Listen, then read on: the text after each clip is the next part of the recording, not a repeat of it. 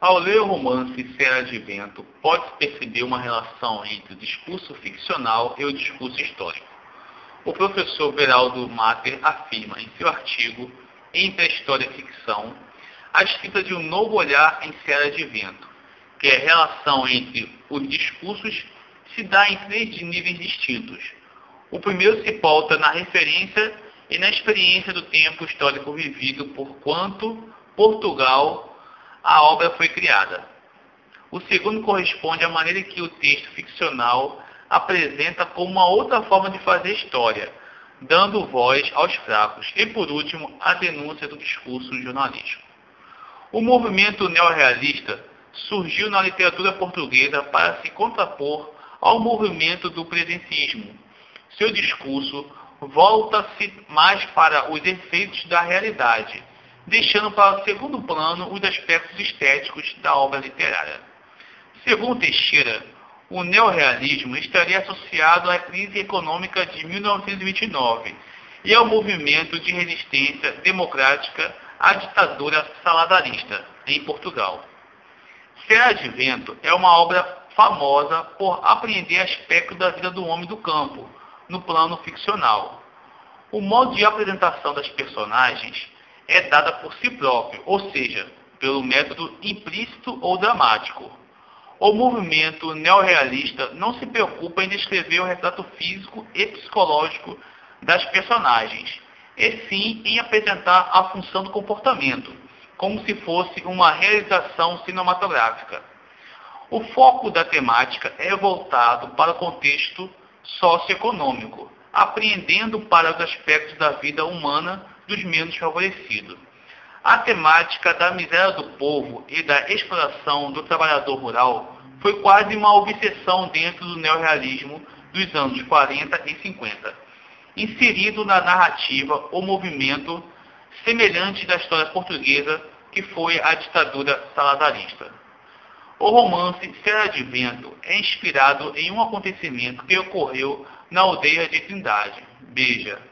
O autor representa um fato acontecido em 1932, o assassinato de Antônio Dias Matos, operário agrícola.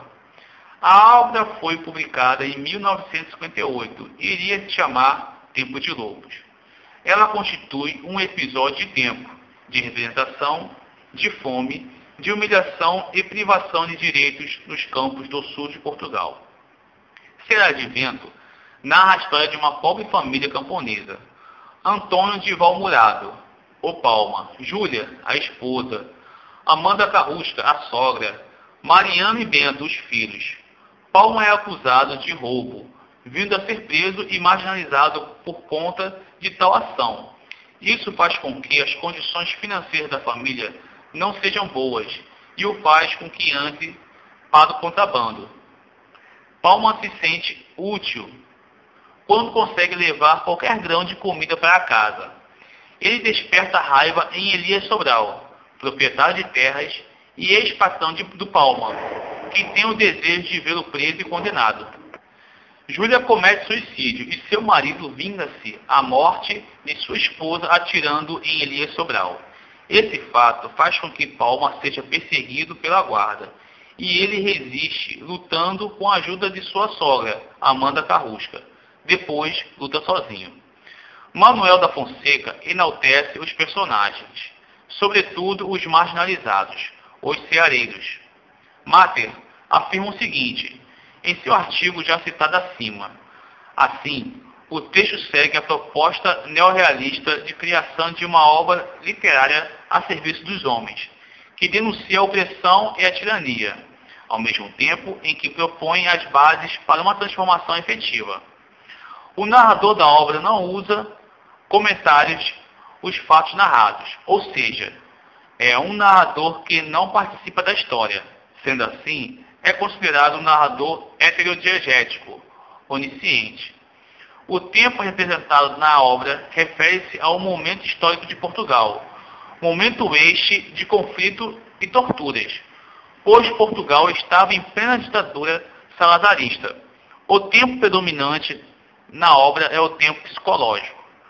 A personagem Antônio de Valmurado, o Palma, é posto como herói trágico, uma personagem de boa índole que entra no contrabando a contragosto.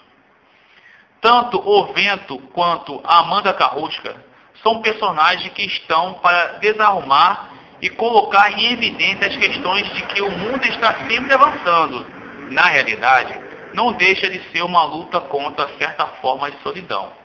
A personagem alentejana, na obra, nos condiciona a perceber o caráter dos conflitos sociais, sobretudo nas décadas supracitadas, em que vai estar em evidência um conflito entre o proletariado rural e os terratenentes, na sua grande maioria absentista. O Vento se torna um personagem reflexivo nessa obra, que se isola no casebre miserável. É o único verdadeiramente livre, porque todos os outros são explorados ou exploradores. Sendo assim, o movimento de um vai e vem interferir no movimento do outro, criando assim uma ligação nesses personagens, que acompanha a intriga de uma ponta a outra.